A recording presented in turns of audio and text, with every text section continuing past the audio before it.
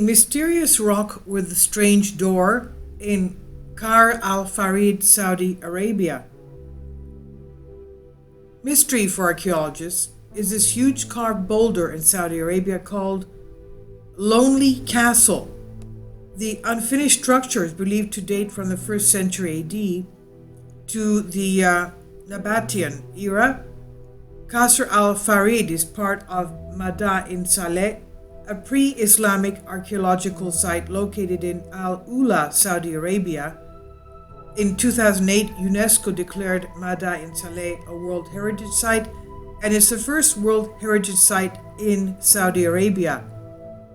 Now, according to Wikipedia, the majority of the remains date from the Nabataean kingdom's 1st century AD. The site constitutes the kingdom's southernmost largest settlement after Petra, and it does look as if these rock carvings are similar to what we find in Petra. This was an area of caravan trading routes, and one of the most precious things that they would trade bringing from this area was the very expensive myrrh, a luxury item considered.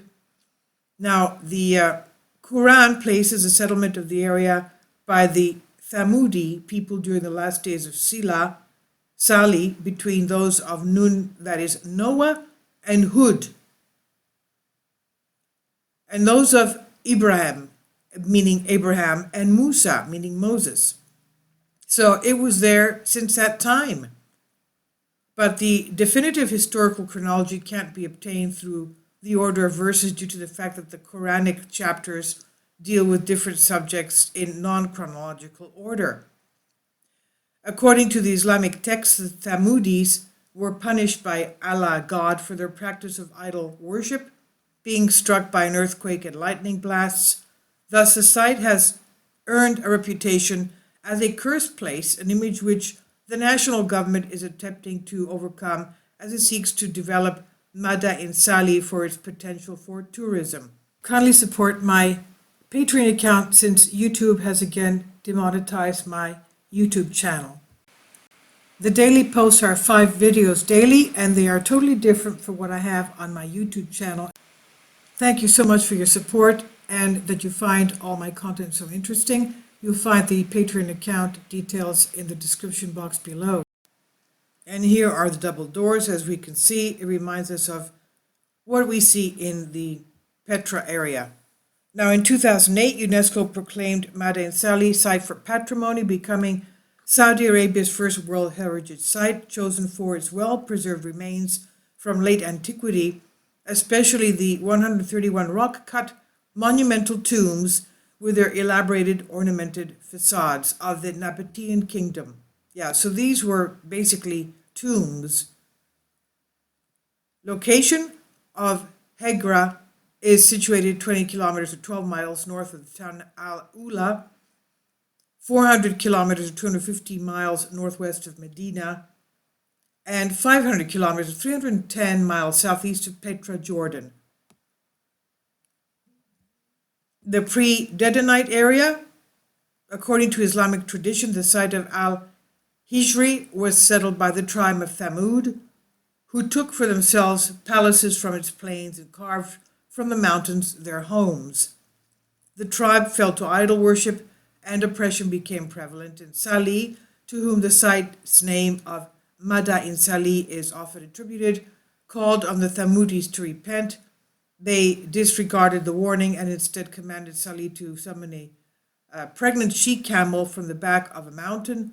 So the pregnant she-camel was sent to the people from the back of the mountain to prove Saleh's divine mission.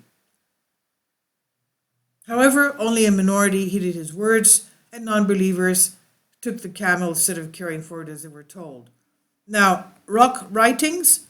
Recent archaeological work revealed numerous rock writings and pictures not only on Mount Athleb, but also throughout the Central Arabia region, dating back between the 6th century BC and the 4th century AD, and they're labeled as being Thamudic. Thamudic was the name invented by 19th century scholars of these large numbers of inscriptions which had not yet been properly studied. The Nabataean era.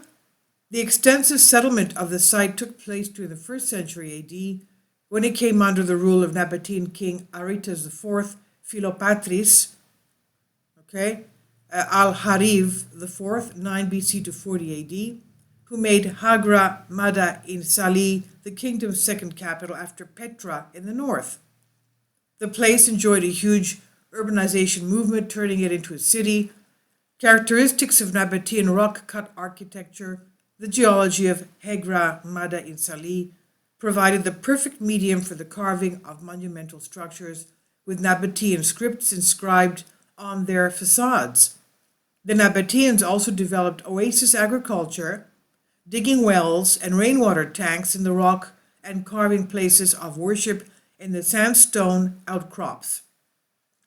Similar structures featured in other Nabataean settlements, ranging from southern Syria to the north, going through the Negev desert, and down to the immediate area of Hejaz. The most prominent and the largest of these is, as we see, Petra. At the crossroads of commerce, the Nabataean kingdom flourished, holding a monopoly for the trade of incense, myrrh, and spices, which were very expensive, as we know, situated on the overland caravan route and connected to the Red Sea port of Hegra.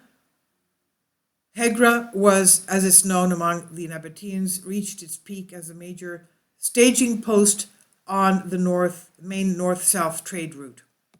And during the Roman era, in 106 AD, the Nabataean kingdom was annexed by the Roman Empire. Hejaz, which encompasses Hegra, became part of the Roman province of Arabia. The trading itinerary shifted from the overland north-south axis on the Arabian Peninsula to the maritime route through the Red Sea. Thus, Hegra was a center of trade, and it began to decline, leading to its abandonment. In the Ottoman Empire, annexed Western Arabia from the Mamluks in 1517, in early Ottoman accounts of the Hajj road between Damascus and Mecca, Hegra, that is Mada in Salih, as we are talking about now, is not mentioned until 1672, when the Turkish traveler Evliya Celebi noted that the caravan passed through a place called Abir Salih, where there were the remains of 7 cities. It's again mentioned in the traveler Murtada ibn Alawan as a rest stop on the route called El Madain. And between 1744 and 1757, a fort was built at Al-Hydra in the orders of the Ottoman governor of Damascus, Asad Pasha al-Azm, and a cistern supplied by a large well within the fort was also built, and the site served as a one-day stop for Hajj pilgrims where they could purchase goods such as dates, lemons, and oranges, and was part of a series of fortifications built to protect the pilgrim route to Mecca. Now, as we know, they used to travel or walk 20 miles a day or so, and then they would stop in the evening and rest their animals and themselves in these various forts or inns for the night. So this is the architecture made out of red sandstone. The importance, the archaeological site lies in an arid environment, the dry climate, the lack of resettlement after the site was abandoned, and the prevailing local beliefs about the locality have all led to the extraordinary site of preservation of Al-Hydra, provided an extensive picture of the Nabataean lifestyle. Thought to mark the southern extent of the Nabataean kingdom, Al-Hydra's oasis agriculture and extant wells exhibit the necessary adaptations made by Nabataeans in the given environment, so the wells still exist from those ancient days.